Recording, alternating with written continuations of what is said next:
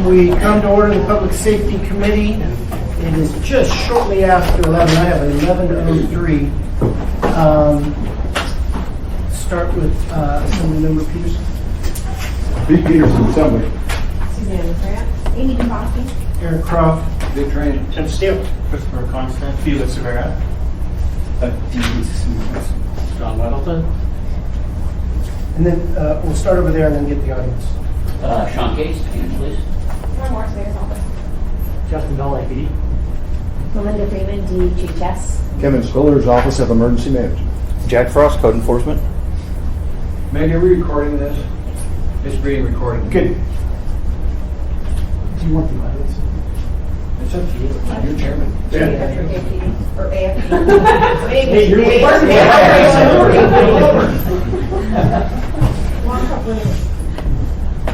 Al Milford, University Air Community Council. Chris Taylor, Anchor Safety Patrol. Jason Cage, Anchor Safety Patrol. Tim Butler, Department of Health. Dr. Ida Hughes, Boston Public Media. Is that everybody? Debbie Kelly, Media. Ryan Wilson, Anchorage Police Department Employees Association. MJ, Anchorage Police Department. Eric Blanchard with Transportation. I appreciate everybody being here. Pursuant to the agenda, I'd like to accomplish 3 things today. We'll hear from Captain, but as of the 30th of this month, Chief Dahl, Justin Dahl, a confirmation hearing here in the Public Safety Committee, and then we will be acting on that confirmation as the Assembly. A discussion of where we get our public safety data and where the public can get it. We'll present those sources of data, the Community Crime Map, Nixle and Nextdoor, and the UCR. It's on the website. And then with whatever time remaining, I'd like to have the committee look at the dashboard we currently have for this committee of measuring public safety and how we know if we're having success, how we know the opposite.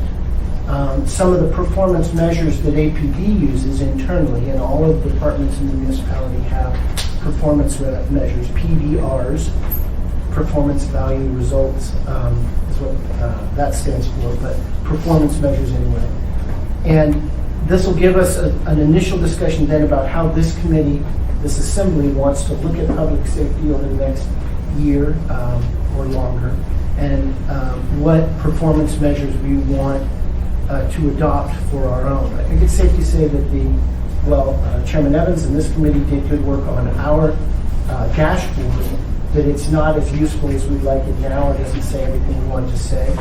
I think APD's internal measures are better and more in-depth, and we can learn from them, but even they may need some tweaking, so we'll have an honest appraisal of, is this really what we want to measure? And setting up for a July meeting where we dive into some of the crime numbers themselves and get a much more of a sense of what we're going to monitor, how, and how we can give the public and ourselves a good idea of whether the things we're doing on public safety is working. So those 3 things, hopefully in an hour and a half. We'll start out with the confirmation hearing for Captain Dahl, and what I asked him to do is just tell us a little bit about himself, and then it'll be up for assembly member questions. He can defend himself, but I just asked, this is a weird transition time. Of course, he's not yet captain. Chief. He is captain, not yet chief. And so there's he will bring in his own new ideas. That'll come in July and August. But within those bounds of understanding that there's still Chief Tully is still chief. The committee can ask whatever it feels is relevant. So, Captain, soon to be Chief Dahl, tell us a little bit about yourself. Thanks. Mr. Croft, I appreciate that. My name is Justin Dahl, and lived in Anchorage for quite a while. I grew up here, moved here with my family in 1985, went to junior high and high school here. Ultimately, college, over the course of quite a few years, and obtained a bachelor's degree in economics from the University of Alaska Anchorage. I've worked for APD for over 20 years, fulfilled a variety of roles here while working at APD. Also continued my college career and received a master's degree in public administration from the University of Alaska.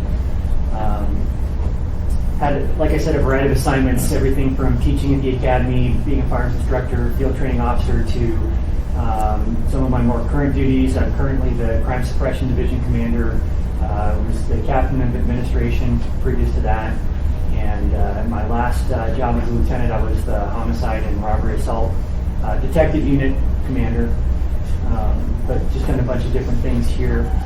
And really looking forward to building on the good work that's been done in the last couple of years at APD, and moving the department forward. I don't want to drag on too much about myself, but I'm happy to answer questions. Questions from the assembly members, Mr. Train?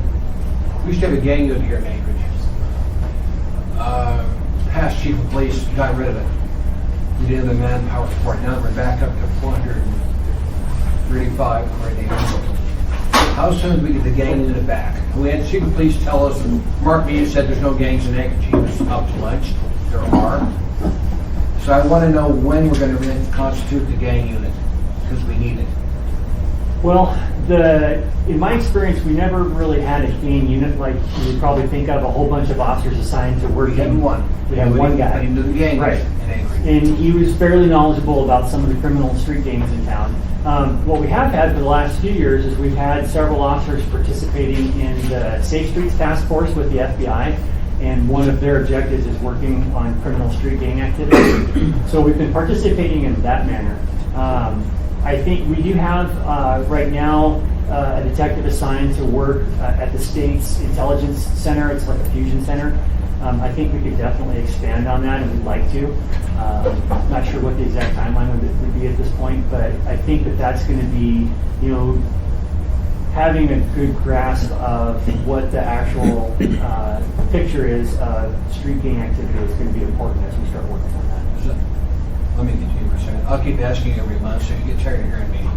But I want to make sure we deal with this before they become full-grown gang units, which I don't want that to happen. I know we only had one guy that knew the gangs, and when we lost that, we lost an asset that we need. For my assembly colleagues, we just got notification too that our packets are ill. So we have some people that want to pick their packets up, they're not available on Wednesday, so they're up there. Thank you, Chair. You bet. Mr. Peters? Thank you, Mr. Chairman. And I'm just wondering if there's any coordination between the state and the APD in trying to get a handle on this heroin epidemic that seems to be spiraling out of control. That's a good question. I don't know of anything right off the top of my head. I believe that Alaska State Troopers have started engaging with the Anchorage version of an opioid task force that's kind of recently come about. I know APD has as well. The state troopers recently went through a command change as well. Colonel Brinke's now in charge of the state troopers. Colonel Brinke and I have worked together quite frequently over the last 6 or 8 years, and so I feel like we'll have a really productive relationship. I would very much like to partner with state troopers on that. I think that there's a lot of headway that we could make doing that. So I think that's something moving forward that we'll definitely be able to do. Great, thank you. And just clarifying, I'll come right to you, Mr. Welton. Clarifying in the numbers, so I passed out the APD staffing breakdown as a handout. We're sitting at just under 400, well, as of 6 weeks. And then we have, what to get us to 425? We have an academy just coming out. Apologize that's not in color. Yeah, sorry. When this was produced, it was color-coded to make it a little easier to read, and when it comes across in black and white, it's not quite as clear. So if you look at the next to last column, which is labeled June 1st of 2017, it indicates 398, but then there's some numbers beneath it, and what that essentially indicates is there are about 29 officers in field training still, and then one that's got a couple of things to do to complete the academy. And then as of about the middle of June, and it says 6/15, and for some reason I have stuck in my head that 6/15 is the next academy start date, and I have to constantly be reminded it's actually June 19th. So that should really say June 19th. However, we've extended offers of employment to 27 potential recruits that have accepted, And they'll begin the next academy there June 19th, which is Monday. And that'll should bring us up to about 425 unless there's some personnel change between now and then. So as of, that's raising some questions, so I'll give people a bit. So as of soon, the 19th, we'll have the base 368, we'll have 27 that'll be in the academy, and 30 that'll be FTOs, that'll be field training officers out, not quite ready for full alone duty, but out in the field. Correct. So essentially about 57 still in training. Pretty good sized chunk. Ms. Wilton, was it on that? No.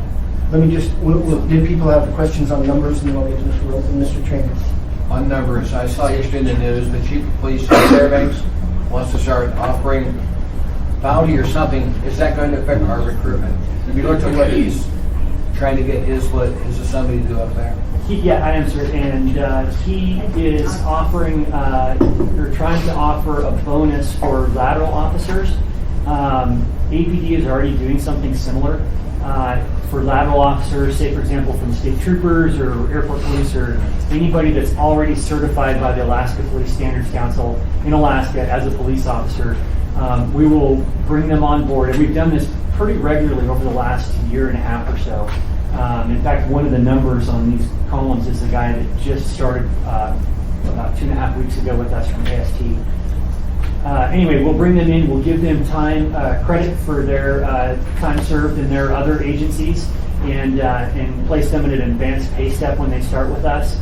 And also, their training with us is radically accelerated. In fact, it's really more of an orientation process.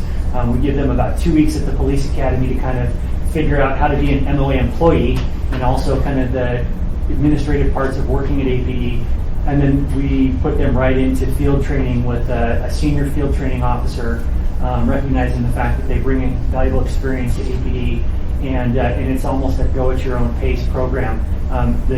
The purpose of the field training is to allow them to become comfortable working at APD, feel comfortable being a solo officer in a slightly different environment from where they came from, and then get them working, answering calls for service as fast as possible. So we're already doing something similar. It's not quite the same, but I don't think that will affect our recruiting too much, because I think that APD has a different set of career opportunities to offer, and I think that our base pay scale is still somewhat different than Fairbanks. Thank you. I have, you bet, Mr. Weldon, and you can go on, once you have the floor, you can go on with follow-up questions. You don't have to go back through me, and if it gets out of hand, we'll just stop it for you, Mr. Weldon. Just stop me when I get out. Yeah, right. I can follow up some of the things that regarding the opioid crisis. Does the police have a role in that? Well, I think that's a really good question. I think that we have a role as a partner, but I don't think we're really the primary. I think that, addiction is not something that a police department, any police department, can really effectively treat or address. But I think we can be a useful partner in that overall community response to dealing with opioids or really any sort of illegal narcotic use. But I think that, Alaska's not any different, and we're starting to see that that's becoming more and more of an issue in our communities. And, it's clearly something that's going on throughout the rest of the country, and, other communities are concerned about that. So I feel like we can be a good partner, but I'm not sure that we really need a lead in that, because I don't think that's something we can enforce our way out of. So as a partner, what would you do? I think that we can assist people that find themselves, as a victim of addiction, to basically channeling them to resources, and then providing information to the partners that can actually provide treatment and resources to people that are trying to overcome addiction. So, we tend to deal with that issue directly in the field, and I think through relaying information and to our partners, and also maybe even I'm trying to think of the right word, basically escorting or bringing some of the other stakeholders out into the field with us to have direct contact with folks in need. That's something we do. We've already sort of started something like that with homelessness, and I think that we could do something similar with opioid addiction. Thinking more South Anchorage. On that very point, I think that there's an important role for the police department, and I can testify incidents in the last 2 weeks in 4 blocks of my home where someone's house was literally smash and grab. They turned over everything, and all they took was the pill bottle and cash. And so I think that APD actually has a pretty important role in figuring out a solution, because it's not just the person who's sick, but it's all of the damage they're doing along the way. That's a clear connection there. I think that's a really good point. No, I think it's a great point. Belinda's problem. South Anchorage, 2 points. One is probably somewhat minor, but there's a perception, they never come down there. We never see them patrolling. They're never here. We're paying for them. We get nothing. Is it true you never patrol South Anchorage? No. I patrol it at least twice a day on my way to the station and on the way back home. But, we have, the South Anchorage is covered by patrol officers just like everywhere else, and they do regularly patrol it. The neighborhood density isn't quite as high, and as a result, I think the call density is not quite as high, and so we try to assign resources where the call density is greatest, and so I think you probably don't see them quite as frequently because they're just not assigned as densely, but they're definitely actively patrolling. I don't share that view. I mean, it's there, but it is a perception thing. Sure. Hillsiders still say that, but I think that as a good crisis, you're there all in. Oh, yeah. It's pretty clear. So don't neglect that PR. Big issue citywide is Seward Highway. And I know that the service area in Acute Creek, but the reality is there's a problem down there. You guys are going down there often. And, probably will continue to. And there is some possibility that at the next election we may have a ballot issue that add to the service area of the Seward Highway down to 40. And if we do that, if it is kind of policed at the level that the urban policing model, that's so expensive, I don't think it would happen. So yeah, we're going to take 7 cops off the Anchorage to do that. I don't know what it would be, somewhere somewhere perhaps. But it's kind of like I want you to be thinking about how can we do that in a way that makes sense. So should that happen, be added to the service area, you would do it in a way that function at the level that's needed. Is there a highway patrol model in APD that would make sense? I think so. That's something obviously we've all been talking about for a while already, and so we've had a lot of internal discussion already. Even with Chief Tolley, it's something he's been working on, and so we're kind of we're already thinking about it and how that would work and how we would do that. And I think that is something that the department can achieve. I think there is probably a kind of like you said, like a highway patrol model that would feel a little different because it's a different part of the city. There aren't other parts of the city that really look like that, where you have long stretches of highway with really no residents at all. And so it would be a little different functionally, but I think that's something we could definitely get to. Good, thank you. Back to Eric. Mr. Chairman. Yeah, so I have Mr. Lusky, and then I'll put you on the list, and then Mr. Steele. Okay. All right. This is the first confirmation hearing I've been to where I didn't actually have a resume. Well, it's your first one. And actually, your reputation precedes you, because you don't hear this very often from me, but this is the first time you're going to hear it. I actually have zero reservations about your confirmation as chief. I know you. Thank you. You're welcome. Your reputation precedes you. So when we go to actually vote on this, I'd love to see a resume so everybody else can see all the different things you've done within APD, because it's impressive. And with that, don't think you're going to get off easy. I didn't. Obviously, when we start talking about the more rural communities, whether it's South Anchorage or whether it's Shuyak Eagle River, one of the things we've struggled with is communication with the police department. So out in Shuyak, for example, we have the Birchwood Community Patrol, and there's a new community patrol that's going to be starting up in Eagle River. Can you talk to us about your goals with communications with community councils and community patrols and how that's going to work? Because it has been challenging. It has been. There are a lot of community councils in Anchorage, and so it can be a challenge to get to every single one of them on a periodic basis. I think one of the things that we've already been talking about for a while internally, and it's usually one of sort of the cornerstones of any sort of community policing type effort, whatever you want to label that, is having police officers assigned by geographic area pretty consistently. Did they tell you I was going to ask that question? No, but it's something that I've been thinking about for a long time, and we've actually had internal discussions about it for a long time. One of the hurdles to that is if you're just sort of barely keeping up with calls for service, that can be a challenge because when you're in that state, you really need to deploy your patrol resources in a way that sort of, where your best guess is that the calls for service are going to be. And so sometimes that means that we're shifting people around pretty regularly, and it's more difficult to do that. So, as we have these folks, turning loose from training into being, solo, fully certified police officers, I'd really like to see us move towards that. I think there are a lot of benefits. Anybody that you talk to that's been a patrol officer for a long time is going to tell you that's their preference anyway, because you become familiar with and comfortable in your area. You know the people there, you know the concerns, you know the problems. And I think just normally as humans, we like our comfort zone, and that means working in the same place all the time. So that is something we want to move towards. I think we can get there. I think we're a lot closer than we have been for a long time to being where we can do that.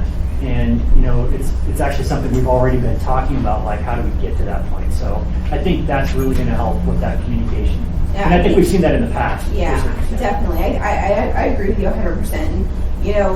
By contract, we have a certain number of officers that are supposed to be assigned towards the northern end of the city, which is Chiaggi River and North Muldoon. But it is helpful when they're the same people, which obviously you're plugging holes. It doesn't always happen, but it's more difficult when they don't know the area, because it is a big area. It is, yeah, for sure. So that's great to hear.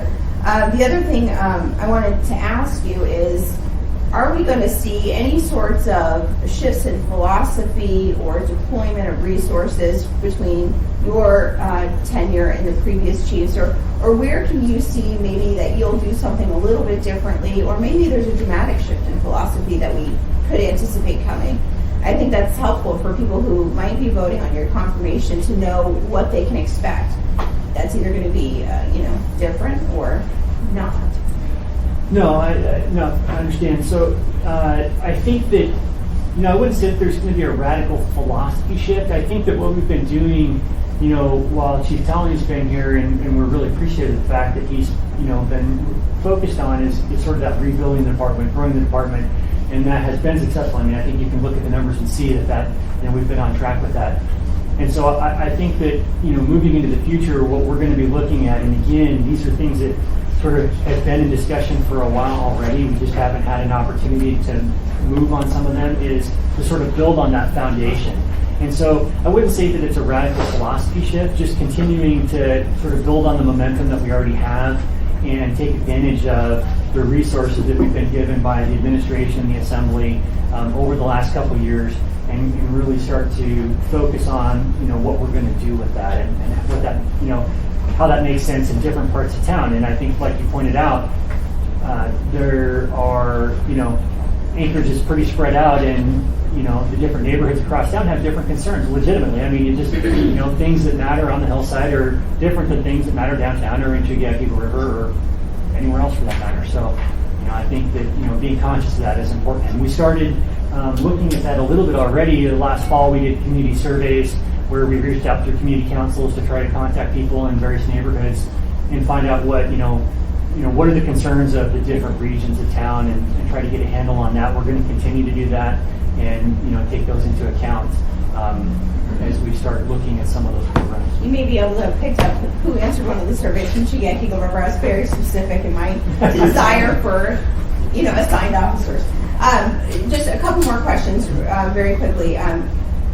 One, and I'll just give them both to you, and you can answer how you want. One is, obviously, I noticed last year with one of my constituents who had a car stolen, she had to wait almost a week before she could report it stolen, because when they reported it, somebody casually mentioned 2 years ago or whatever, they lent it to a roommate. And so all of a sudden, it's like they fell in this no man's land where if you've ever lent your car to anybody, even if it was 2 years ago, you had to wait a week before you could report it. And I had a great conversation with Chief Gillum about it, and they were going to go back and review APD's policy about that. And I know some of it's intertwined with the state prosecutor's office. So can you talk to us a little bit of what you're doing to improve APD's side specific to that issue? but in stolen vehicles. But again, I talk to APD officers, just that are out on patrol, and I stop and I talk to them, and I'll have one officer who has a stolen car in front of him, takes the guy in, the DA's office basically doesn't prosecute, so doesn't. But then you'll have another officer who says, well, it's a waste of my time because they're just going to let him go. So how are we, and this is personal conversations I've had, so how are we dealing with the whole stolen car issue, with the whole SB 91, with the whole communication between the DA's office? And is there anything we can do on our end to improve that? Are you looking at it? We are. I mean, I think we have a really good relationship with the DA's office. In fact, I just talked to the DA recently. They're very interested in working with us on those issues, especially as we sort of find our way through what SB 91 looks like now that it's kind of actually hitting the road, so to speak. I do kind of recall, I think, some of the discussion you had with Deputy Chief Gilman about that issue. You're right, there's sort of a combination of things sort of mixed up in there. Part of it is making sure that all of our folks are consistent on their response, when we get a call for service like that, and that you're not hearing one thing from records, one thing from dispatch, and it's something different from patrol. So I think, we're constantly looking to make sure that is tuned up and correct. And, and part of it is, working with the DA's office to make sure that what we're doing is meshing up with the way they're prosecuting cases. So, and we definitely want to be cognizant of that. We want to work with the DA's office to make sure that that's smooth. And, and that's something that just as a captain and, supervising the units that I have talked to the DA about in the past about making sure that we're consistent and that we're not sending residents back and forth between APD and the DA's office sort of in a continual loop. I don't think that, nobody really wants that. So we just need to make sure that we're consistent when we do that. I'll stop saying We can wrap it back around. That's okay. I know this one number. I'll recognize, for the record, that Mr. Dyson has joined us, and Mr. Constantine. Anybody else who wants to be on the list? Good, Mr. Rivera. So, Mr. Constantine. Hi again, glad to be here. A couple of questions on the concept of neighborhood policing that the current chief has started implementing kind of downtown Fairview, Grandview.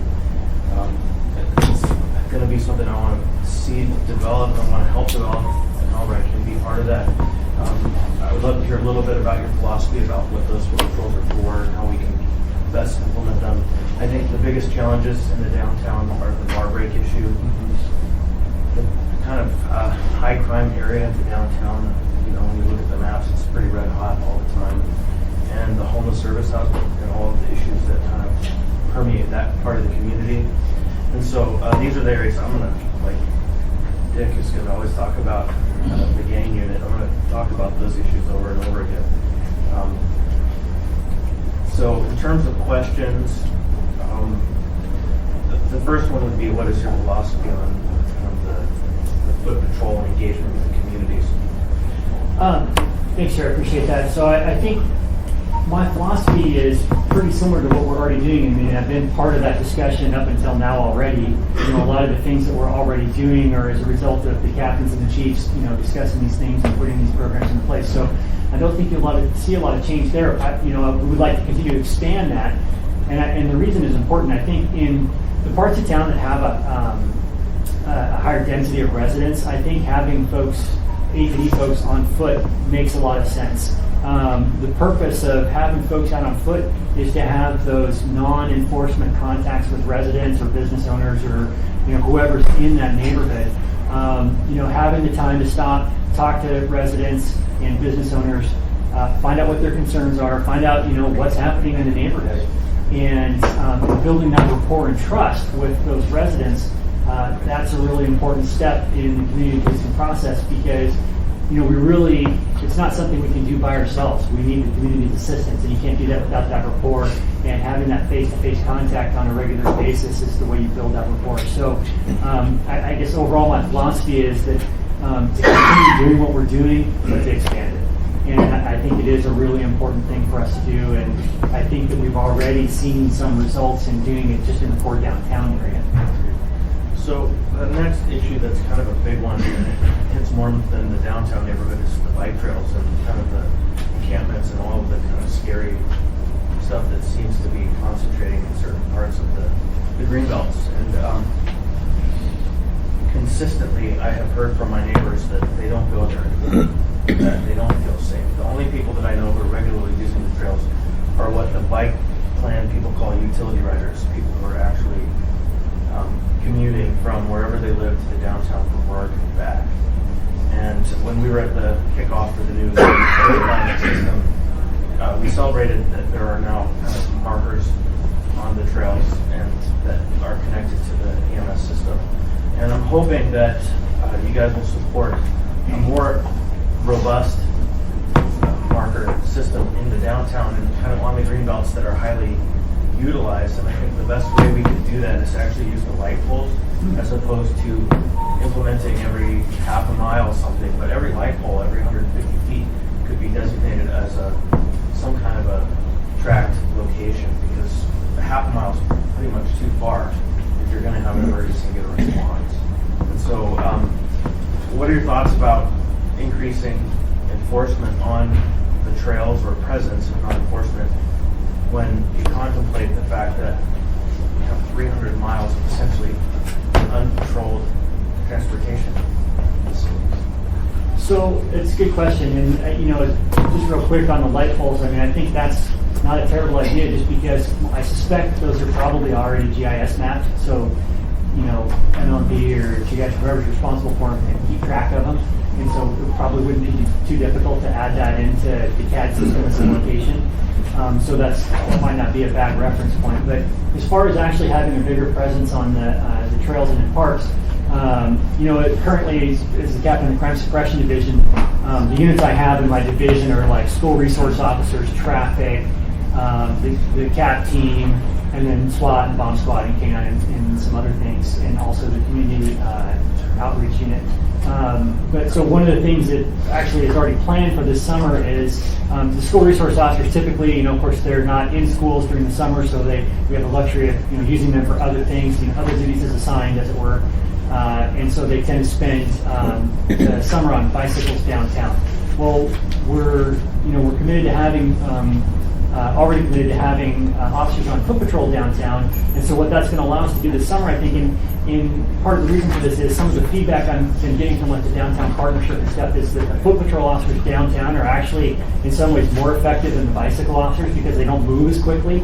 It's the bicycle officers are kind of a step down from cars where they're more face-to-face contact and they're moving a little slower, but they're still on bikes and they're moving around a lot, where the foot patrol guys are literally face-to-face the whole time that they're there. So the plan already for this summer is to sort of distribute the SROs a little bit more broadly across town and have them spend more time on bike trails around town, in parks, and really have them spread out from the core downtown district a little bit. That's not to say they won't spend some time downtown, but with having that dedicated foot patrol downtown, it's going to give them the opportunity to spend more time around other parts of town, and we think that's going to be good because we're hearing the same feedback, which is we'd really love to see police officers in parks and on trails, and we think this will be an effective way to begin that. So last point is if there are any resources that we can help to apply to get them out there. There's some people think this is crazy, like four-wheelers or bikes that can work in the winter. Ways to keep safety people out there when no one else wants to be there, but we know there are crowds out there. Let us know. Okay, thank you. Mr. Rivera. Thank you, Mr. Chair. Mr. Constance stole my question, so I'm going to Hey, he spent some time doing it. Mr. Steele, back on the list. Yeah, I like what you're doing. I like where we're going. I like the fact that we're building the personnel back. And your ideas of community policing in terms of having people out in the community is a good one. I like Amy's suggestions with regards to assignment to an area, but I don't want. I want everybody to have familiarity with the city, and so I'm hoping that that isn't so fixed that only the experts are able to respond or able to do these services. Spenard being in my area, I'm hopeful that there's going to be some walking patrol, at least in a portion of the Spenard Road corridor, once we get the road upgraded and people start building again. But the city's doing good, and I think APD has done a good job in responding and giving the resources. And I just hope you keep it up. Visibility is good, walking patrols are good, keeping people on their toes, and letting the public gain familiarity with seeing officers. So, good job as far as I'm concerned. And in terms of expanding out to the highway, yeah, I think we need to do that. It is the city. And the state's resources are not going to improve, and we're going to be able to do the enforcement out there. We need to be prepared to pick up the service. So, good job. Ms. LaFrance, and then Mr. Dyson and Mr. Trainer. Thank you, Mr. Chair. Most of my questions have been answered, but a comment. Last week, I was fortunate to attend the graduation ceremony, and one thing that piqued my interest is that I noticed a lot of the graduates are from out of state, and that's great wherever folks come from to serve. Does that contribute to attrition when folks are out of state at a higher level? Do you know? Just because I know the job is demanding, and if support systems such as family, out of state, that can be harder. And then the other question I did want to ask is, what do you see as the biggest challenge now that staffing levels are up, which I assume was a very big challenge in previous years. Now that that has been addressed, and this may go back to your question about shifts and approach, and what do you see as the biggest challenge now? Okay, thank you. For your first question, we have seen quite a few out-of-state applicants recently. For the most part, they're pretty successful. But you're right. I mean, if your entire support structure is, half a continent away, and you're working shift work, and you have a young family, it can be a challenge. We do see from time to time new officers, within their first couple of years, maybe migrate back to where they came from. But for the most part, people tend to stick with it. So I'm not sure that it's had a huge effect. We do still recruit heavily from, in Alaska. We'd love to see applicants from in-state. We obviously love to steal existing officers from other agencies in-state whenever we can, because that's really good for us. But You use the word steal? yeah, pretty much. Yeah, we might as well call it what it is. Yeah. And we have a friendly rivalry with AST, and we talk about it. And it's they recruit from us. They're just not as successful. But that can be a challenge, but I don't think it's overwhelming, and we haven't seen a huge flood right back out the door. So one here and there, but it's not been terrible. As far as big challenges once our new folks are coming online, I think one of the things that we as a command staff are going to have to work on, and it kind of does go back to what Ms. Dembowski said and some others have commented on, is now that these new officers are being cut loose on patrol, the size of the patrol division's growing, we're starting to feel a little bit more comfortable and not like we're sort of at the ragged edge of just being able to keep up.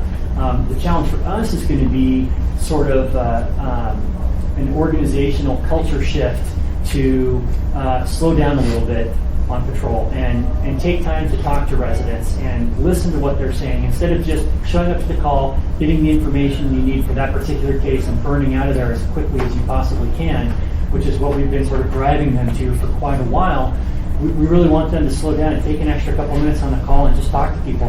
And maybe it's not even people involved in the call. Maybe, and you've probably all seen it where a police car or two show up in the neighborhood to take a call for service and other people come out to kind of see what's going on. Maybe talk to some of those people and just say, hey, how's it going? And just slow down and chat a little bit. So making our officers aware that it's okay to do that is going to be hard because a lot of them have grown up in an environment where that's not acceptable and you might even get in trouble for doing that. So that's going to be a challenge. I think anybody that's attempted any kind of culture shift in an organization, it can be a challenge. So thank you. Mr. Dyson? Yeah. Pardon my being late. This question really for you, Mr. Chairman. Are we still on the confirmation hearing? Yeah. Yeah. Then my perspective, our comments and asking about operational things that probably belong in the next phase of this?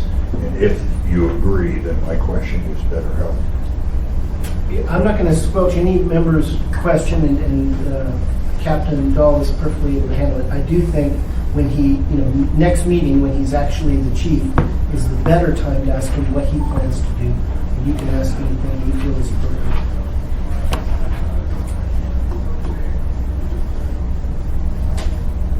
I want to be focused on what we are doing wrong, not you, we as a city, and what we can do. My observation is, and I think your report will show, that there's lots of categories of crime that are pretty geographically located. And many of your customers, who unfortunately are acquaintances of mine as well, they don't have driver's license. They got to get to parole, drug testing, job training, all those kind of things are in walking distance, and they're fairly, but my guess is your report will show that we have, hopefully not purposely, but located a lot of services that folks who have a record need, and most of the subsidized property or rental properties and so on, where people are transitioning, are all located in the same areas. And in a subsequent discussion,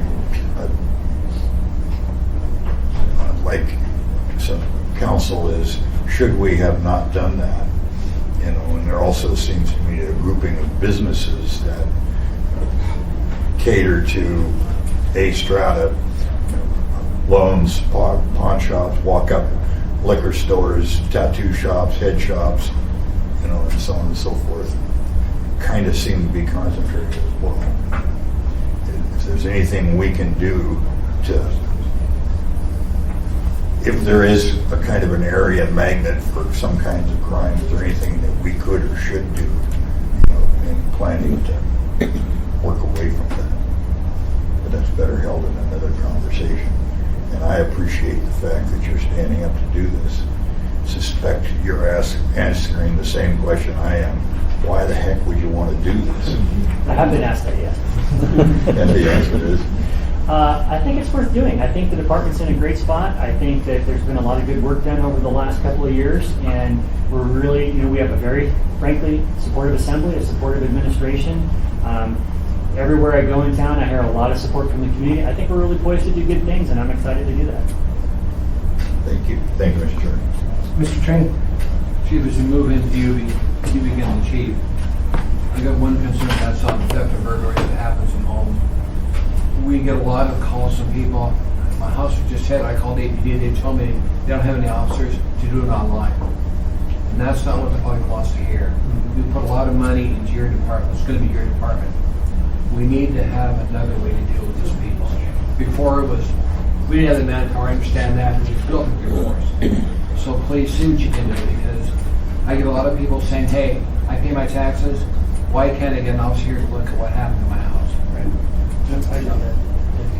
I would just add on that the result of that is something I heard over and over again in the last, when I was out knocking on doors, and that's, I just don't call anymore. Right? I've given up because there's no point. I remember a woman screaming less than half a block away from my window at 3 in the morning, 4 in the morning. 4 neighbors called because she was literally being assaulted in the street and no one showed up. And so literally there's a sense of why bother calling. And so I'm afraid what's coming is kind of a vigilante response of people taking justice into their own hands. And so I'm with you on that, Dave. So I don't show anyone else on the list. We're about halfway through. Any other questions from assembly members? Captain Dahl, I think, sort of summarizing, we have added new resources. You'll have more people to do, but you also are going to be facing an increased challenge.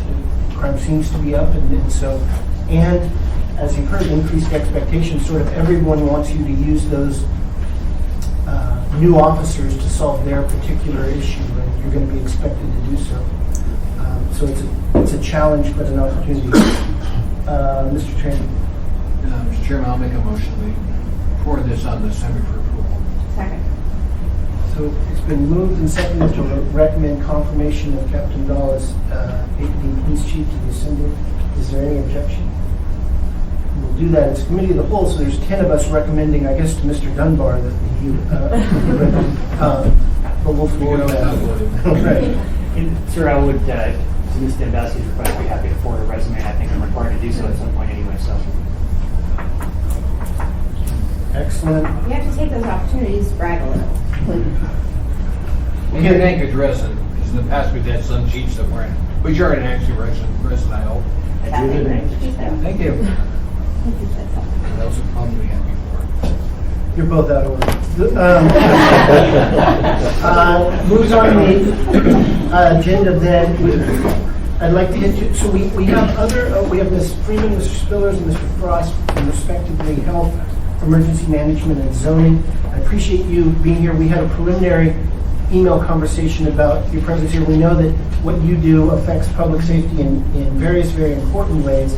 I do think I, as chairman, and from the members I've talked to, want to concentrate for a while on some of the core mainstream, if you will, crime issues. And so I'm going to ask for a brief report from each of you, or whatever handouts you have, and then we'll probably bring you back quarterly on what's happening on those areas. Again, I don't mean to diminish it or diminish their importance, but for a while we'll have enough, I think, on a plate with APD, to some extent AFD on opiates, and the prosecutor's office on how we want to do this. Did you have something on that? So, Ms. Freeman. Yes, thank you. Thank you for the opportunity to speak with you today. The Public Health Department does intersect extensively with public safety, obviously, and so I wanted to highlight several of those areas. We work extensively with the CAP team regarding homelessness. We fund both community housing, affordable housing, as well as initiating the use of the WOW, which we've spoken with you about before, the mobile health clinic. We provide services extensively through the WOW. We also manage the Anchorage Domestic Violence and Sexual Assault Intervention Program. The ADDSIIP is a partnership with 3 nonprofit agencies serving victims of these types of crimes, as well as working with APD and the prosecutor's office. So we appreciate the Assembly's support of that project over the years. We view the opioid problem, of course, as a public health epidemic. So we are currently working with our Health and Human Services Commission, as well as local physicians on this issue, and we can report to you quarterly on that. And specifically on that, so I was going to have AFD to talk about some of that response and other things, but how do we know? I think it is. How do we know it's an epidemic? What numbers do you have to?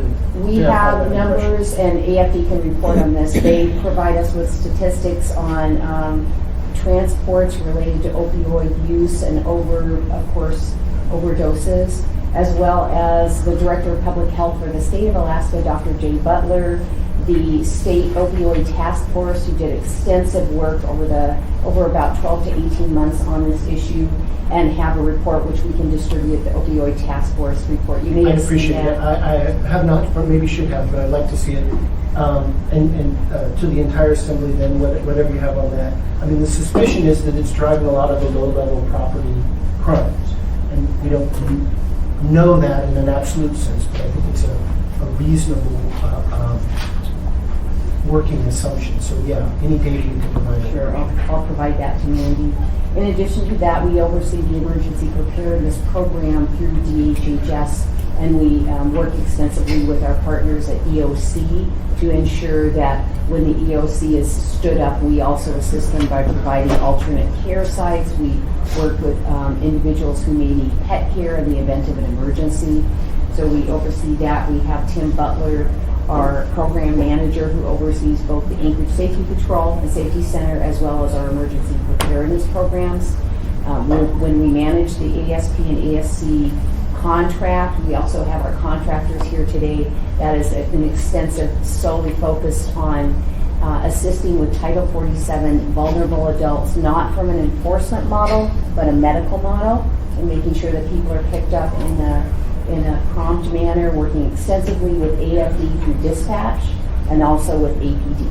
So we intersect in that arena. We also are in charge of the initiative for the anti-human trafficking efforts, both from labor and sex trafficking in Anchorage. And we have 2 working groups working on that with about 45 to 50 agencies that are working on anti-human trafficking. This is, of course, an extensive problem in Anchorage specifically, and we worked, especially the report that was recently published related to Covenant House and youth homelessness and the extensive victimization of youth that are either being victimized in sex or labor trafficking. So these are some of the areas that we intersect. We also oversee the contract for animal care and control, which is also a public safety issue. So we provide you the attachments you have today are both the dashboard on the Increased Safety Patrol statistics. We provide those monthly to you so you can see the trends related to pickups, related to the services. And they're not in their packet. I think sent to Mandy. I had a different thing copy. We'll get that around. Okay, so when you have your overall binder. In addition, we provide you with the animal care control statistics on responses to animal care control calls, both for safety issues related to pets, owners, other people's pets, a variety of areas related to public safety and animal care and control. Let me see if we have anything else. So we are working with the Assembly on ordinance changes for Title 17, which handles all of the animal care and control issues.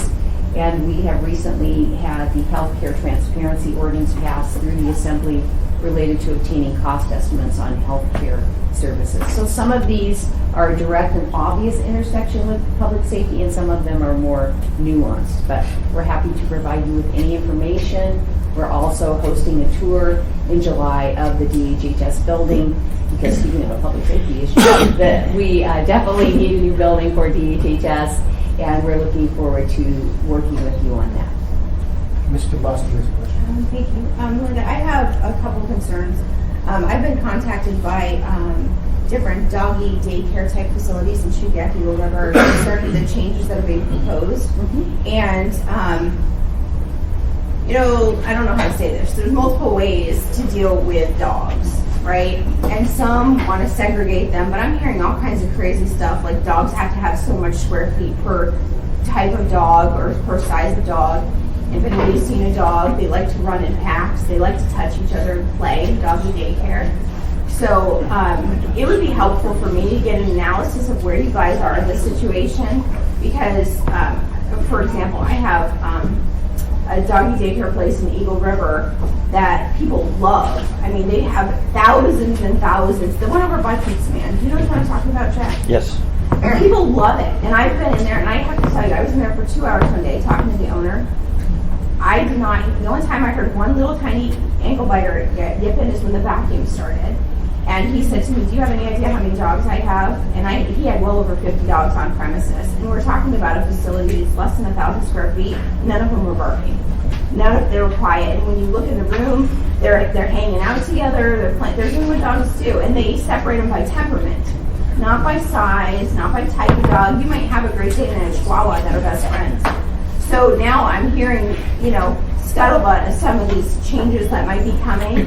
And I'm just saying, let's not go crazy here. So I would love an analysis. If you could send me a breakdown of what the proposed changes are, where you are in the process, because I'll just tell you, I'm going to inject myself in this to make sure we don't go crazy. Because I see a community jewel in Eagle River, and we have multiple of these dog breeding places that are fantastic, and people love them. I mean, they treat them like they're their family.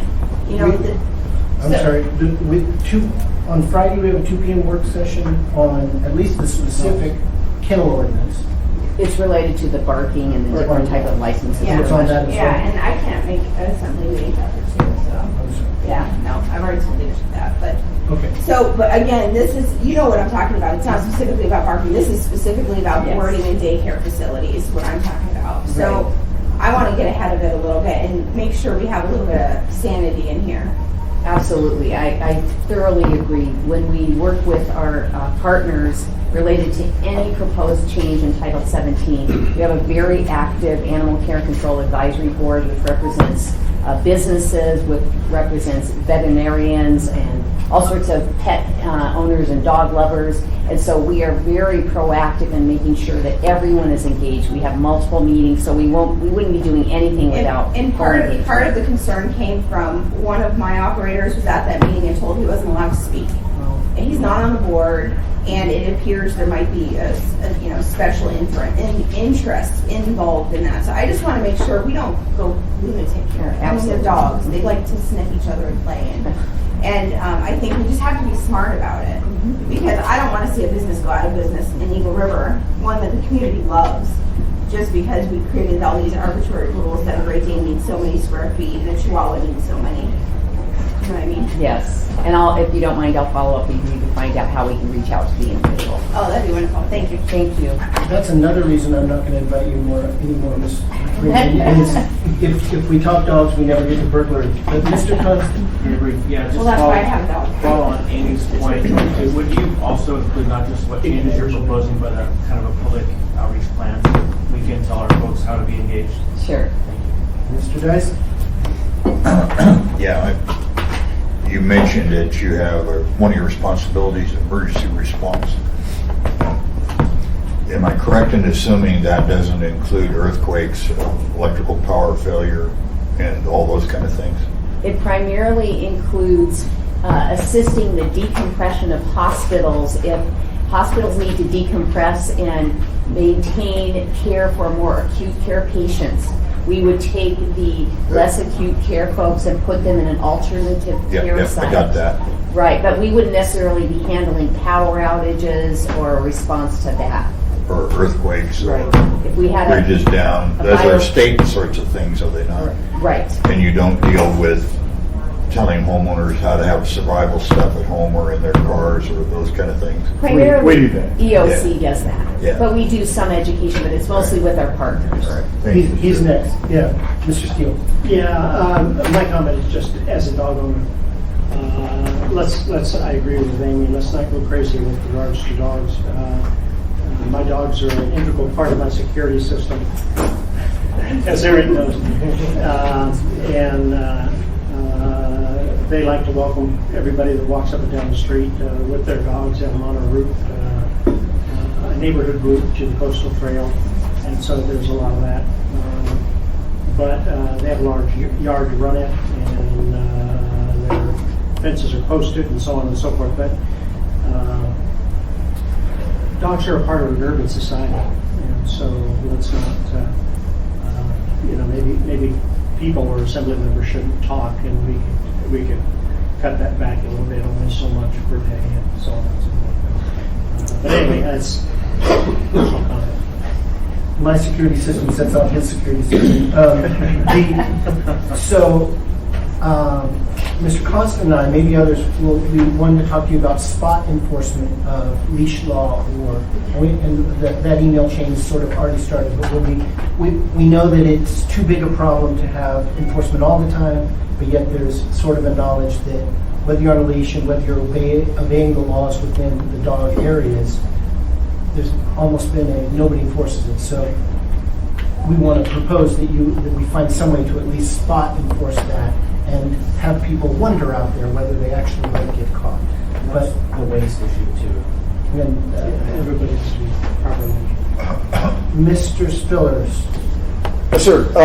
Mr. Dyson had a good point about informing people about different emergencies and preparing them. And I think the last time I was in there, I talked about making sure we reach the folks that they don't understand English. And so what I did was, as I mentioned, a lot of this information they can download from the website, but it's kind of hard to do if you can't read English to go in and get it.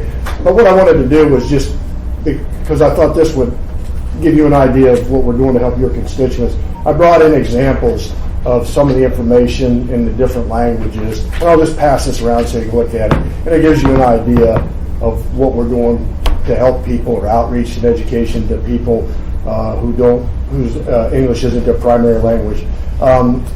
We're up to about 17 different languages now, and so we work with different advocacy groups to help people get this information, show them where to get it. The top one here is how to stay safe during an earthquake, and as you scroll through it there, we have Korean and some of the other languages here. Also, some other things you don't usually think about, volcano, and some of the other things were in here. So it's just a hand-around folder. You're welcome to pick through it or keep it or whatever you want to do with it. But I think that's important for those folks who have a lot of constituents who who would struggle with English or don't have that kind of experience. We've also got videos and other things we work with the state on how to prepare or do preparations or respond during an earthquake and those sorts of things. So that's our outreach piece, outreach and education piece. We also do a fair amount of interagency coordination. We recently had one of our representatives at a volcano workshop, and it was primarily the scientist version, but they're interested in how the city would respond to a volcano or the kinds of preparedness issues. That's in the little packet here too, if you want to look through that. We also have those available online. Our training, we do various amounts of EOC training for the different groups, and that's ongoing throughout the year. And then in terms of operations, emergency response operations, right now we're sort of plugged in with the fire department, watching the fire condition. Our role in that is if you actually get to the point where you're displacing people, and the mass care piece and working with health. So how do you shelter, feed, take care of people and their pets? That's where we come in. And so there's a lot of pre-event or pre-season coordination with the different agencies, to include the state, the different components of the state, and the health department and other community folks like Red Cross and Salvation Army as well. Once again, I extend you an invitation if you want to come down and see how the EOC works, or OEM, what we do, what the difference between OEM and EOC is. We'd be glad to walk you through that. It takes about an hour, and leave time for questions so I can give you the grand tour and show you how things would unfold during an emergency where the EOC was activated.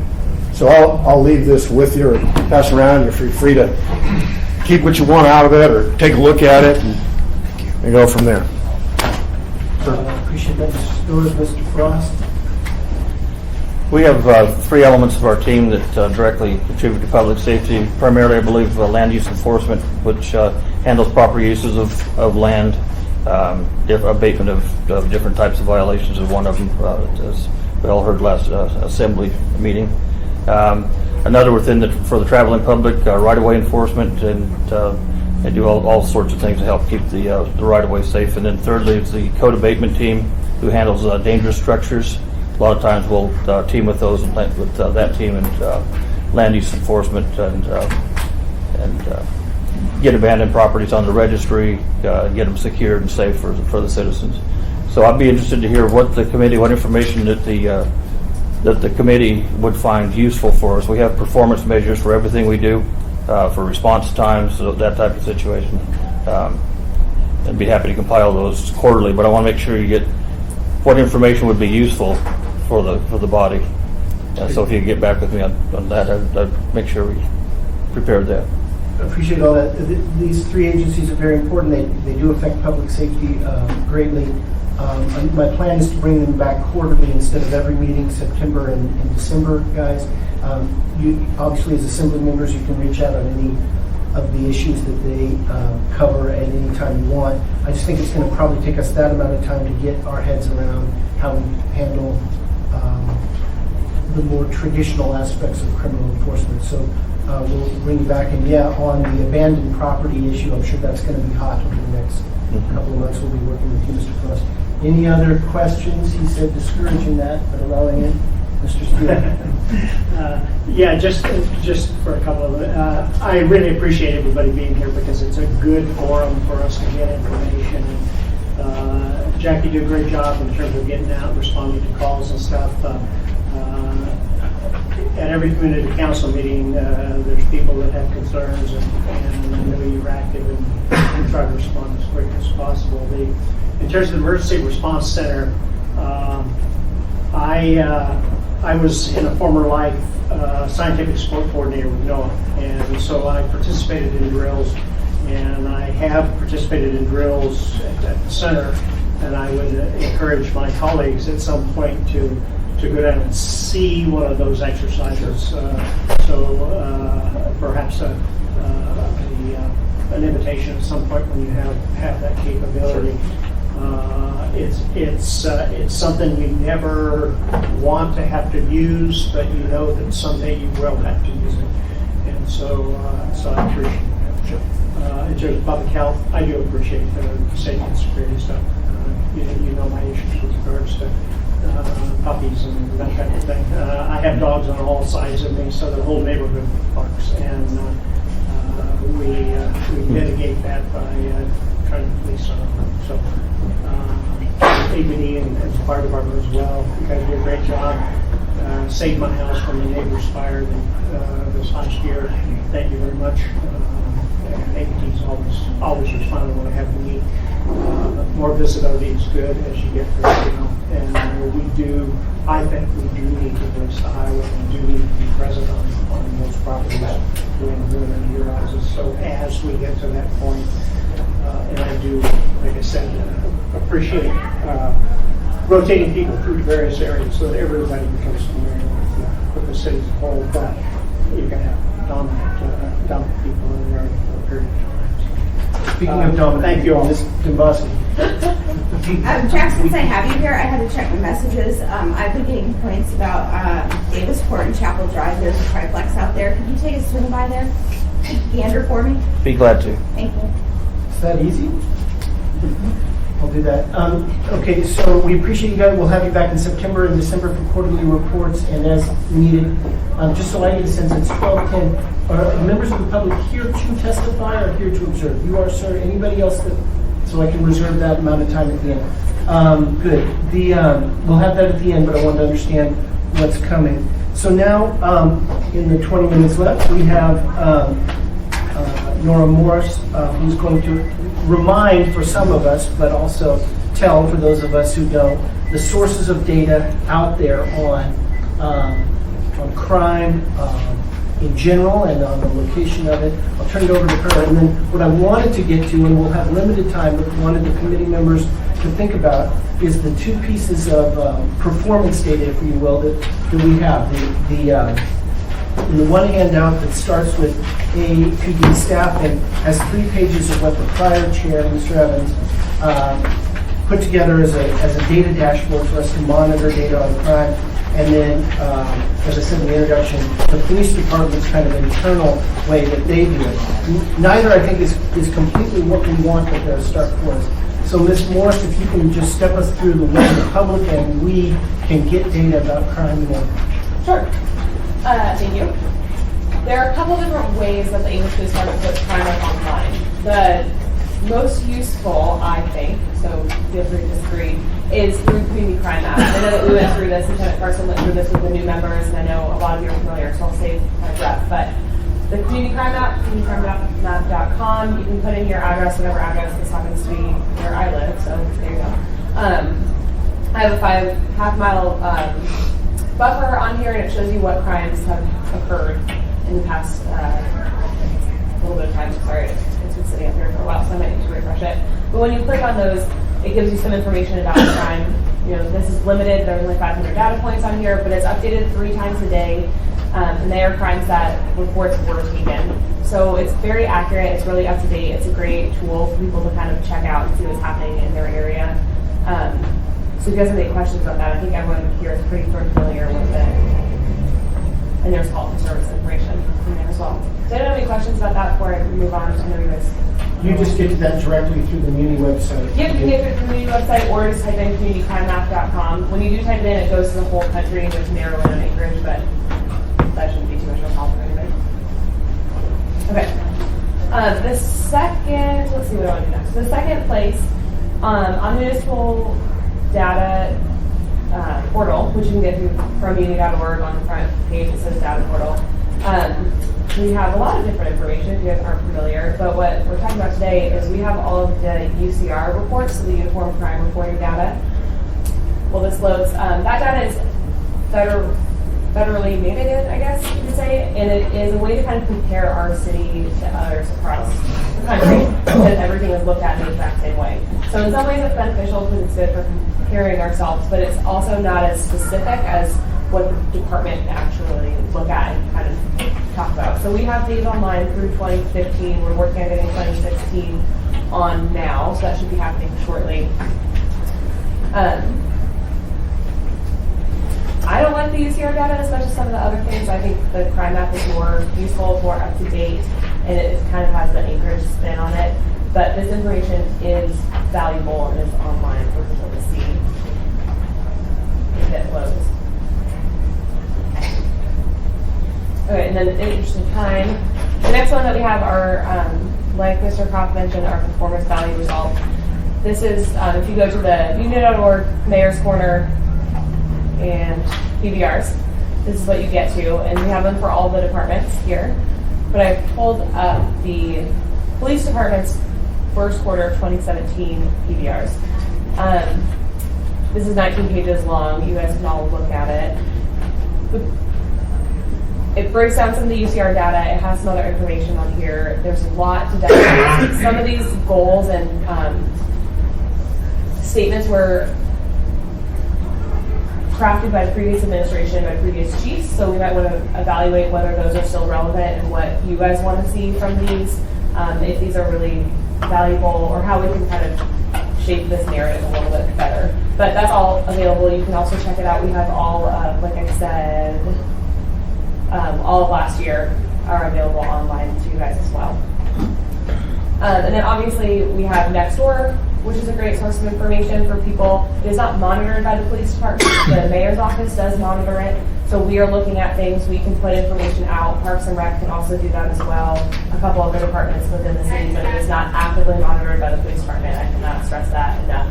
This is not an effective tool to report crime. It is not a way to contact the police department. It is not anything other than sharing information, which can be very valuable to neighbors, but it is not a way to contact the department or talk to officers. One more time, you don't report a crime through Nextdoor. You can do a cannot lot of good communication with your neighbors about what's going on, but it does, when you do that, it does not constitute any kind of report to APD. Correct. They will not know about it unless you call and report online. And then lastly, we have our Mixels. You can sign up for an Nixel by texting your zip code to 888-777. When you do that, you'll get notifications from the police department, from the fire department, from the emergency operations center, from AWU, from our streets department. There's a lot of really great things that you can get from Nixels. You can get it as a text message or through an email. So it's a great way to find out things like if a road is closed or if there's an accident, to the police department needs assistance locating someone who's missing, to major crime updates. So I recommend that everyone is on Nixel, and those typically have little blurbs, and then you can click on them, and there's a more detailed report on what's going on. So shortly, that's what I have. If you guys have any questions, I would be glad to answer them for you. Any questions from? I know it's very thorough detail, so you probably have somewhat of a review, but I appreciate that. And then can we get the lights back on? So in just the time we have left, the two handouts, as I said, are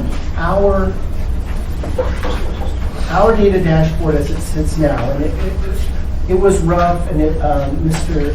Evans acknowledged that, and it sort of got towards the end. And then the PVRs, performance value results, but really sort of what each department is going to look at, or had selected to look at, as ways of measuring its successfulness. And there are 10 for APD, 11, sorry. So I'd like to just go through those with the committee. We won't have time to sort of redo all of what we want to look at, but you as committee members can get ideas. We can't, because of open meetings, share them by an email chain. But if you can come ready at the next meeting, just say, after looking at it, here are my notes, I'd like this in a different way, or you missed this whole category, or this whole concept. So what we kind of have now are calls for service by category. Everything's broken down on those first three measures by assembly district. And that isn't usual in the crime reporting data, and it may be useful for us. What I found limiting out of this was it really doesn't give you much perspective over time. That is, how do I know in my District 3 that violent crime of 714 is a good thing or a bad thing? How is it moved? Or that drugs and alcohol of 137 So if we want that for our districts, at least I think it's going to need a historical context. And it probably would be better as a rate than a raw number, but maybe not. Then it has total calls for service by month in the entire district. Same criticism, I guess. I'm not sure how I know for District 3 whether those numbers are good or bad. Total arrests by district. So those were sort of a page of district numbers. And some breakdown by district may be appropriate for us because it's really not something that APD does much anywhere else, and so it may be that that's where we want it. Then page 3 of the handout, but 2 of the dashboard is total citations, kind of the top 20 citations. Members can decide whether they think that's useful or not. Front plate required, $100, comes in at number 13. I'm not sure that's telling us what we want. And then on the back, APD personnel, and that's a very important number, showing sworn officers as of March of this year at 403. Again, I think probably some historical context. The overtime is very important when we come to the budget. It's a management tool. You can see that APD has a cost per officer measure that may get at what some of that overtime number is trying to get at. That is, do we care about the raw overtime, or do we care a historical idea of how expensive we are per officer, and trying to watch that. And then really going quickly through APD's ways that they internally have assessed themselves. Though, as they stated, some of this they've kind of inherited, and so it could use a relook. Measure number 1, annual uniform crime report compared to other communities. Seems to capture an interesting or important thought. You can see that for many years we were under sort of this representative communities of our size, and they've to some extent gone down and we've slightly gone up, and so it's gotten to where we're at parity or doing worse than that. Obviously a number that we want to turn around, and probably a useful one. It does kind of map the time that our force per person was going down. So you might predict from a decrease in the sworn officer population, that result. But it captures a good, interesting idea. Average cost per officer, that's measure 2. That has gone down some recently and have gone up. Anyway, so a measure of how effective we are at doing what we want, and then how much it's costing us to do what we're doing. Measures 3 and 4 are rates of sexual assault or sexual assault measures. Measures 5 and 6 are OUI, or operating under the influence, drunk driving in common parlance, so it can be impaired by anything.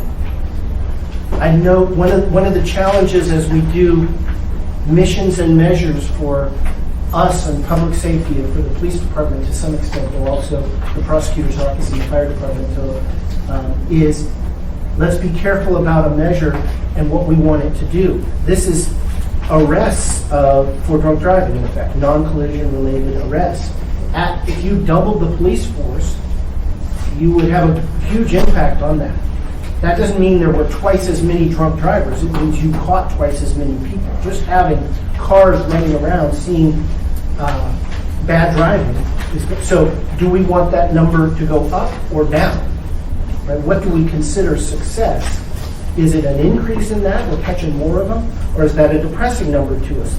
If we interpret it as more drunks on the road, it's a depressing number. If we determine it as more people we took off the road, it's a great number. So it's just one of the dangers of doing this. Let's pick numbers and understand what we want to happen to those numbers, go up or down.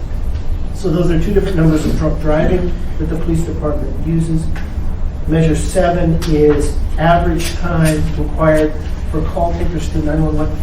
Kevin Dahl, we were having a conversation about that beforehand. What sort of is the concern about what we might not be catching in that? Or Mr. Casey, or Officer Casey? With this particular? Yeah, with measure 7. I think Probably you're referring to the response time number 10, dispatch call. Oh, I see, not average time of call. Okay. This is a call coming into the dispatch center, how long it rings before someone picks up and answers. So that's a legitimate, we want that low. Sorry, let's just skip to 10 because either Officer Case or Captain Dahl, 10's a good example maybe of where we might not be measuring the right thing. Why again? So what this is saying is the time that it takes for when an officer gets dispatched a call.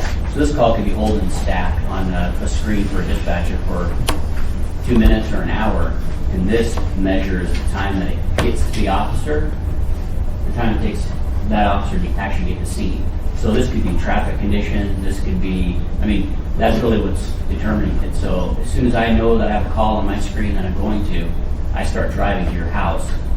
That measurement is really irrelevant. I mean, that's a driving time thing. That's So a a better measure there is how long it stayed in the queue, if you will.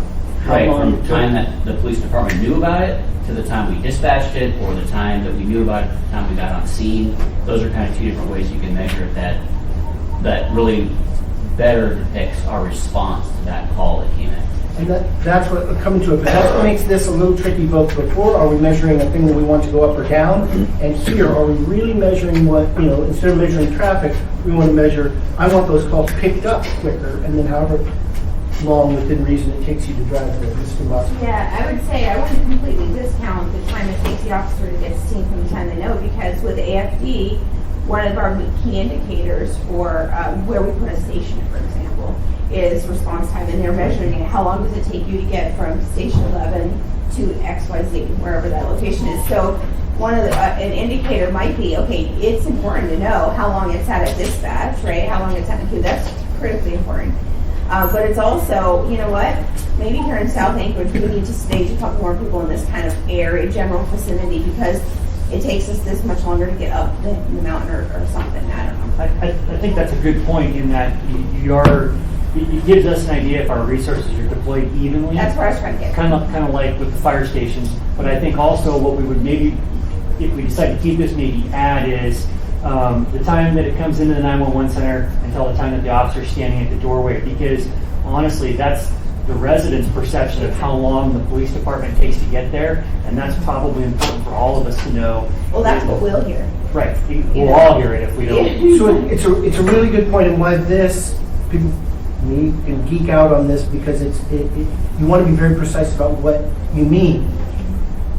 Then this average, though, doesn't tell you much. You really need to know, sort of by region, what we mean is there a huge variance in how long it takes you to respond by region? And that's exactly what we look at with fire stations. That's right. And so then this average isn't going to tell you much about that. It going up or down is, I mean, it can tell you a little, but you really want to know, am I about roughly equal to my response times across the city, or is there a huge difference? You're never going to be equal in rural areas. We're always going to have a longer response time. I mean, Okay, never equal, but is the disparity we would love it for it justified? to be equal, but again, it goes to resources. You're exactly right.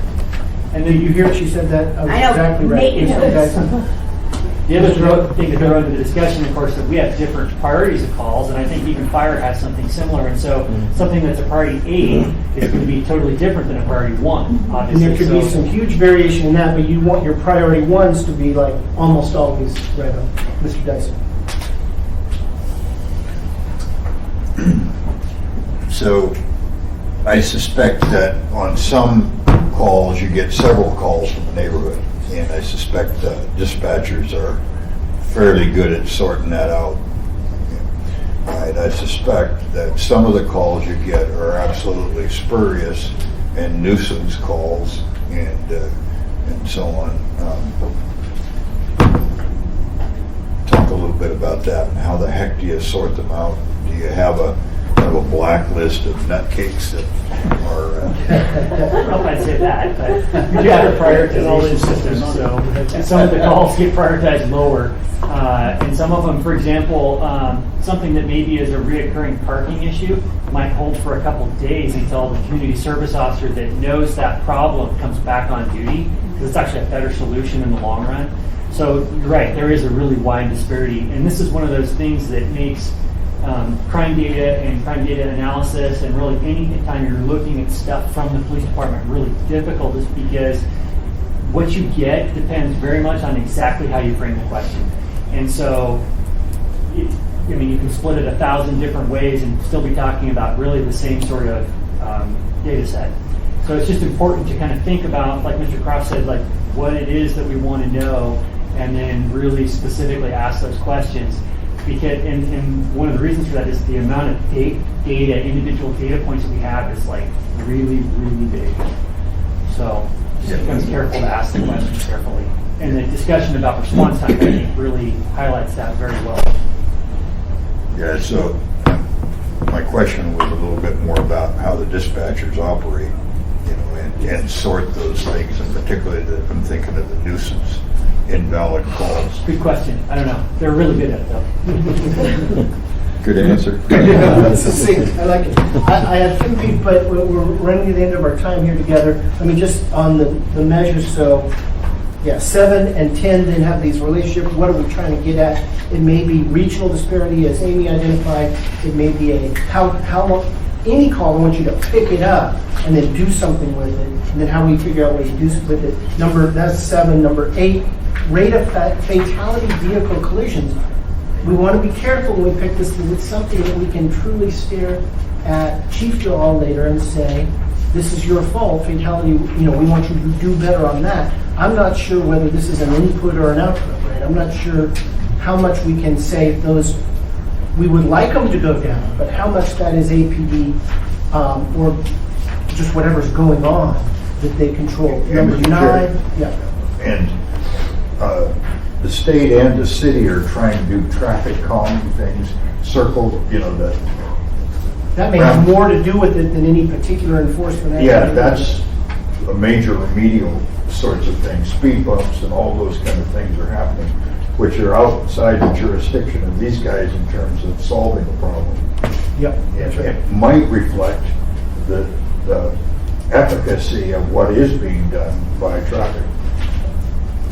Yeah, we might give him false credit if it goes down and it really wasn't what you were doing, Chief, or false blame if it goes up and it, again, really wasn't what you were doing. I'm coming to Timothy. Let me just finish on number 9 is interesting. The clearance rate in homicide cases, that does go to something that they have control over. Apologize if it's a difficult case. We're still going to judge you on how many of those you come to a resolution on, and that's right sort of core in there. And then we discussed the other 10 and 11 is back to drunk driving measure that we can compare to some of the others. Mr. Steve. If you're looking to purchase a house or something, you may wonder what the response time is to living in Indian versus living in San Diego. And so in some respects, those are valuable things in that respect. But it's life safety issues that they're most concerned to me in terms of if there is a life at risk or injury at risk, response time is critical. So it matters how many officers you have working in a particular area. It matters, do you try to disperse them such that response time is quicker in a particular area. There's so many components and variables in this response time issue and value of the figure for whoever's looking at it for whatever purpose. I appreciate that you display them in different ways or provide them in different ways, but I think that people have an expectation that when they call for an emergency, somebody shows up in a responsible time. And so that's up to you as priorities for your dispatchers and responses and so forth. So good job as far as I'm concerned. I'm going to go, this gentleman has waited patiently this whole hour and a half to audience participation. But still, if you want, we can go a little over with the right views. One quick Okay. follow-up. All right. Thank you, Mr. Chairman. So if we have an area that's consistently has higher response times, is that when you consider putting in a substation? Well, not necessarily, because the substations are not like fire stations where they have people actually staffed at them. It's more like a place for officers to stop and take a break, basically. So we wouldn't necessarily look at a substation, but we might look at redeploying a different number of officers to that area or something similar to that. Okay, thank you. Let me do his testimony and then Chris and whoever wants to do final comments. Sir, I apologize. But Scott Stansberry, with Device Pit Stop. I'm the owner of the electronics store that's been burglarized 3 times in 11 months. I was here during the April meeting, and I was requested by Mr. Trainey to be here to testify at this committee meeting. Mr. Trainey's not here to follow up with the questions that he was wanting, but in sense it was what APD was doing to assist me. My store is in Midtown. MJ actually did several pieces on the store on the news when he was still there. I'm at the corner of Arctic and 36, very high burglary rate. Since the last meeting I was here, 2 more stores in our shopping center has been hit. So it's the robbery rate is still very high at that area of town, but I believe it was an officer, Anita, and I'm drawing a blank, from the prevention group. Anita Shell? Yes. Yeah, she came out to the store, she did a survey, and said that what I was doing to protect the store was absolutely spot on, and she couldn't even make not one recommendation. But she was very pleased that I was so proactive to everything. Now I do have gates and bars up on the store to try to prevent. But you talk about the response times, every one of my burglaries, they were in and out in less than 60 seconds. And I'm at a loss now of over $60,000 in the midst of the 3 burglaries that I've had. You've had 3 in how long? 11 months. Have you solved the crime? We know who one of the perpetrators was. He's actually gone around bragging. APD has not been able to catch up with the person. I did have a shoplifter that shoplifted a $700 laptop about 3 weeks ago. I have the person's name, address, phone number, where they live, and everything. Nothing's been done about that. And I understand y'all have y'all's hands full, with other bigger crimes, but about $60,000, where do you start saying, I need help? What's your last name? How do you spell it? Scott Stansberry, that's STANSBURY, and I have a business card I'll be happy to give you with my contact. Yes, sir. And one last thing about the opioid epidemic. I know it's a big problem, and it leads to crime in this town, but don't hold the doctor's hands. Don't put them in handcuffs. I just had major foot reconstructive surgery, and I know the state said the initial opioid prescription will be for the first 7 days. I don't need to be driving under the influence of opioids, and I'm in severe pain right now, and I'm not taking anything so I could be here today. And then I have to crawl up and down the stairs. I have to get the knee scooter and bring it across my lap to put it in the passenger. It is an act of Congress for me to get out of the house, to go get another prescription that I now have to pay another fee to get to the doctor and all of this. So you're not just hurting people like me who truly needs the assistance. I'm not an abuser. I can't stand pain pills, but I need the help right now. But what about the people that live out in the valley? What about people that live out in the bush? Think about those people that truly have gone through severe surgeries. My whole foot was completely reconstructed, and I can't even walk on it for 7 weeks to start with. So think about those folks before you start saying, make blanket statements, we're going to do this. So, thank you, sir. Thank you. Mr. Custer was on that, or Mr. Rivera? Thank you, Mr. Chair. I wanted to thank you for coming today, and I'm sorry to hear about your situation. Since I was elected to represent Midtown in April, this has definitely something that I've been hearing a lot more about, and to the point where the community and the community council has organized a meeting specifically to talk about crime in Midtown. I'm not sure if you're aware of it. No, sir. It's Monday, June 26th at 6:30. After the meeting, I can give you some So we're at 12:37. Mr. Constant, and anyone else on final remarks? Back on the data report by district, I really appreciate this information. I've never seen it spelled out so clearly. We're in the downtown district, the second highest crime area, down by 4,000. And half the size. Half the size and half the geography. And so I'm hoping folks understand. I was wondering why I felt like this job, I was like getting phone calls all hours, all day, all the time. And now I understand why. And So that information was extraordinarily helpful to help let people understand what's actually happening. Thank you. Mr. Gus? I just have one recommendation. I did it a few years ago, and it was eye-opening, and it's a recommendation I make to all Assembly members. But I actually spent a night with APD Dispatch, and I spent a night with AFD Dispatch, because I think it's important that you understand the different ways both different dispatches differ. I think it's crucially important to understand that, 'cause you'll always hear this argument come up about combining dispatch. Not necessarily a bad idea, but they have different functions, and I think it's important. But it goes back to Mr. Dyson's comments about understanding the calls that came in. I mean, you get a 911 call because somebody found a cat. I'm not kidding. And so, it's amazing. I watched, I think, 8 or 9 dispatchers navigate the entire city system for those hours, and they get all kinds, you know. And so, it is eye-opening. I highly recommend you go sit in with dispatch for a night if you haven't done it. Good, we're at the end. Under open meeting rules, you can send me, just me, your comments on these measures that we have or measures that might be appropriate. You can't share it in one big group and respond to each other, but I can collect all those for the next meeting and then say in an open meeting, here's all the things that I've gotten from people, and we'll talk about it. So if you have time, that would be your homework, to take these or any measure you would like to see how they should be modified, what you think would be better, ones that should actually be there. Mr. Constance pointed about the district breakdown needs to be there. I think it probably does. I just don't know that this is the most useful one to have, and it lacks some context, at least for me to know whether it's getting better or it's worse. With that, Mr. Constance? Just for the record, it is Mr. Rivera's birthday, and I hope he has Happy birthday. There. Recognize him for his birthday. 21 now. That, is there any objection to adjourning? Then we are adjourned. Thank you.